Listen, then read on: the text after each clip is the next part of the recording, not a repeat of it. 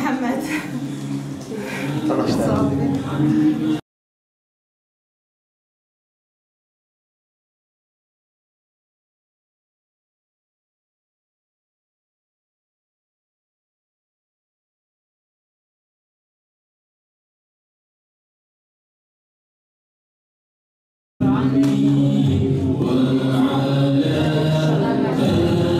وادب كنا سباحة مكاسي إن شاء الله هنجي متى محمد يا ربي يا خدا تعرف قرآن جمار شون تكرنا سباحة ما تبكينا سباحة مكاسي يا ربي يا ربي شكرش خدا دوبيا شي ده معلمين قرآن ما يقينات كده محل كجي فهمكن باش كان جي متى اما بدري ابويا صوتم هنجي عشق دليم ده ابو محمد كلكي دليم ده ابو خدا تعالى ولوكر بدري ابو مجي خالد Bu yaşına rağmen okuyamamış. Demek ki etrafında o kadar demiş, etrafında hiç kimse yok öğretmesi için. Bir kursa da gidemiyormuş.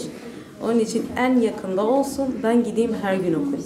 Ya size her gün aksatmadan Kur'an kelime gelmiş, dersini okumuş. Ayrıca hep geliyordu, onunla ayrıca onunla ilgileniyordu.